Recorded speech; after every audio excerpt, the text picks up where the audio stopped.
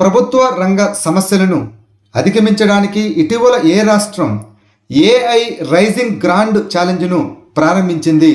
తెలంగాణ. ఇటీవల తెలంగాణ రాష్ట్ర ప్రభుత్వం ప్రభుత్వ రంగంలోని సమస్యలను పరిష్కరించడానికి ఆర్టిఫిషియల్ ఇంటెలిజెన్స్ రైజింగ్ గ్రాండ్ ఛాలెంజ్ను ప్రారంభించింది. వివిధ ప్రభుత్వ సవాళ్లకు ఆర్టిఫిషియల్ ఇంటెలిజెన్స్ పరిష్కారాలను ఉపయోగించుకోవడానికి ఈ ఇనిషియేటివ్ రూపొందించబడింది.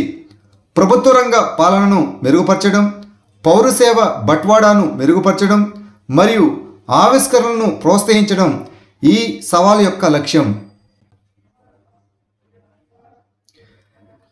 Global justice love and peace summit ఇటీవల ఎక్కడ ప్రారంభమైంది? Dubai, United Arab Emirates.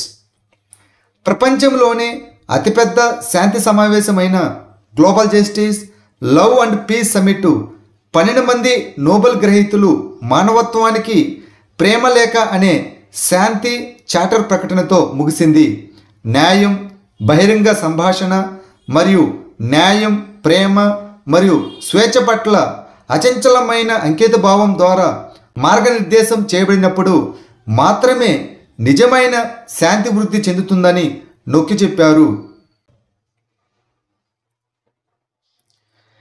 ఇటీవల 2027 నుండి ఆస్కార్ అవార్డులోకి ఏ భాగాన్ని చేర్చబడ్డాయి? ఉత్తమ స్టంట్ డిజైన్. 2027లో విడుదలైన చిత్రాలకు 2028లో 100వ అకాడమీ అవార్డులతో ప్రారంభించి స్టంట్ డిజైన్లో అకాడమీ అవార్డును సృష్టిస్తున్నట్లు academy of motion picture arts and sciences గవర్నర్ల బోర్డు ప్రకటించింది. దేశంలో అగ్రివోల్టాయిక్ ప్రాజెక్టును స్వీకరించిన మొదటి రాష్ట్రం ఏది? ఉత్తరప్రదేశ్. భారతదేశంలో అగ్రివోల్టాయిక్ ప్రాజెక్టును స్వీకరించిన మొట్టమొదటి రాష్ట్రంగా ఉత్తరప్రదేశ్ నిలిచింది. సౌర వ్యవసాయం అని కూడా పిలువబడే అగ్రివోల్టాయిక్ వ్యవస్థలు రైతులు పంటలు పండించేటప్పుడు విద్యుత్తును ఉత్పత్తి చేయడానికి అనుమతిస్తాయి. ఈ వ్యవస్థలో ఫోటోవోల్టాయిక్ అనగా పివి సాంకేతికతను ఉపయోగించి వ్యవసాయ భూమిపై సౌర ఫలకాలను ఏర్పాటు చేస్తారు. ఉత్తరప్రదేశ్ ప్రభుత్వం ఏ రంగంలో డాల్ఫిన్ సఫారీ ఏర్పాటును ప్రకటించింది? వారణాసి. పరిరక్షణ మరియు పర్యావరణ పర్యాటకాన్ని పెంచడానికి ఉత్తరప్రదేశ్ ప్రభుత్వం వారణాసిలో డాల్ఫిన్ సఫారీని ప్రకటించింది. ఈ ప్రాంతంలో అత్యధిక సంఖ్యలో డాల్ఫిన్లు నివసించే కైతీ మరియు దక్వా గ్రామాల మధ్య ఈ సఫారీ ఏర్పాటు చేయబడుతున్నది.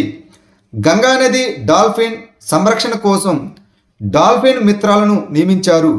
డాల్ఫిన్ జనాభాను పెంచడం, వాటి ఆవాసాలను రక్షించడం, పర్యావరణ పర్యాటకాన్ని ప్రోత్సహించడం మరియు డాల్ఫిన్ సంరక్షణపై ప్రజలకు అవగాహన కల్పించడం ఈ లక్ష్యాలలో ఉన్నాయి. ఇటీవల ఏ రాష్ట్రం జాత్ర ఉత్సవాన్ని నిర్వహిస్తున్నది? త్రిపుర. తూర్పు భారతదేశంలోని అత్యంత ప్రసిద్ధ సాంప్రదాయ నాటక రూపాలలో ఒకటైన జాత్ర ఉత్సవాన్ని నిర్వహించేందుకు త్రిపుర రాష్ట్రం సిద్ధంగా ఉంది. దీనివలన జాత్ర అనేది బెంగాల్ మరియు ఒడిశా నుండి ఉద్భవించిన విస్తృతంగా ప్రాచుర్యం పొందిన ఒక జానపద నాటక సాంప్రదాయం. రెండోది వచ్చి 16వ శతాబ్దం నాటివి వైష్ణవ మత వ్యాప్తి మరియు శ్రీ చైతన్య మహాప్రభు నేతృత్వంలోని భక్తి ఉద్యమంతో దగ్గర సంబంధాన్ని కలిగి ఉన్నాయి. మూడోది వచ్చి ఈ కళారూపం బహుముఖ ప్రజ్ఞకు ప్రసిద్ధి చెందింది. సంగీతం, నృత్యం, నాటక ప్రదర్శన మరియు కథనాన్ని ఒకే నాటక అనుభవంగా మిళితం చేస్తుంది. ఇటీవల వార్తల్లో కనిపించిన మాండోవి నది ఏ రాష్ట్రం యొక్క జీవనాడి? గోవా. మహాదాయి లేదా మహాదేయి అని కూడా పిలువబడే మాండోవి నదిని గోవా యొక్క జీవనాడి అని కూడా పిలుస్తారు. ఇది జువారి నదిలో విలీనమవుతుంది మరియు రెండూ కూడా అరేబియా సముద్రంలో కలుస్తాయి. మోర్ముగావ్ విమానాశ్రయాన్ని ఏర్పాటు చేస్తాయి. ఈ నది కర్ణాటకలోని బెళగావి జిల్లాలో ఉన్న పశ్చిమ కనుమలలోని భీమగఢ్ వద్ద నుండి ప్రారంభమవుతుంది. ఈ నదిపై ప్రసిద్ధ జలపాతాలలో దూద్సాగర్ మరియు వరపోహా ఉన్నాయి. మరియు ముఖ్యమైన ఉపనది వచ్చి మాపుసా నది. మలబార్ గ్రే హార్న్బిల్ను సంరక్షించినందుకు ఫ్యూచర్ కన్జర్వేషనిస్ట్ అవార్డును ఏ రాష్ట్రం అందుకుంది? కేరళ.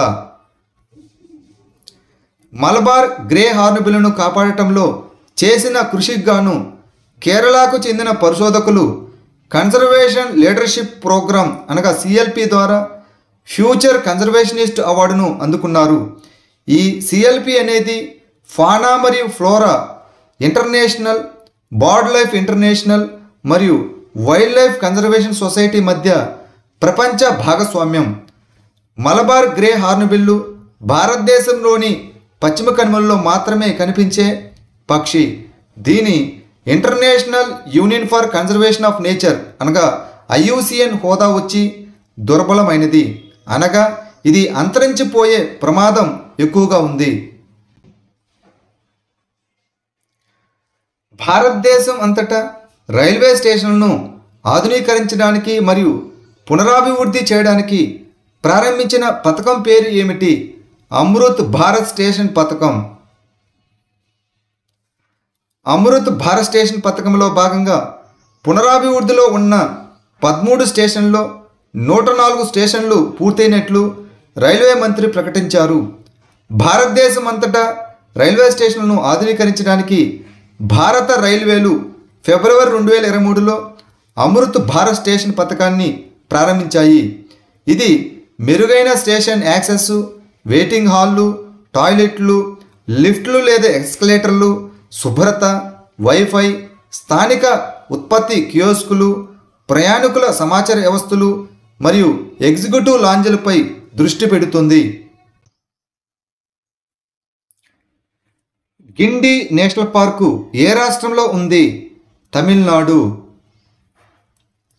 గిండి నేషనల్ పార్కు తమిళనాడులోని చెన్నైలో ఉన్న అరుదైన రక్షిత పట్టణ ప్రాంతం. ఇది మచ్చల జింకలు మరియు బ్లాక్ బక్కలకు నిలయంగా ఉంది. ఇవి మనుగడ కోసం బహిరంగ గడ్డి భూములపై ఆధారపడతాయి. డిజిటల్ చెల్లింపులలో విప్లవాత్మక మార్పులు తీసుకురావడానికి ఇటీవల టర్బో యూపీఐ ప్లగిన్ను ఎవరు ప్రారంభించారు?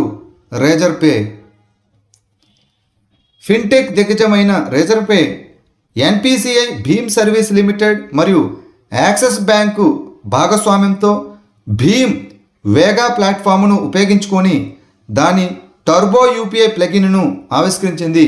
ఈ అధునాతన యూపీఐ పరిష్కారం లావాదేవీల సమయంలో బాహ్యదారి మళ్లింపు అవసరాన్ని తొలగిస్తుంది.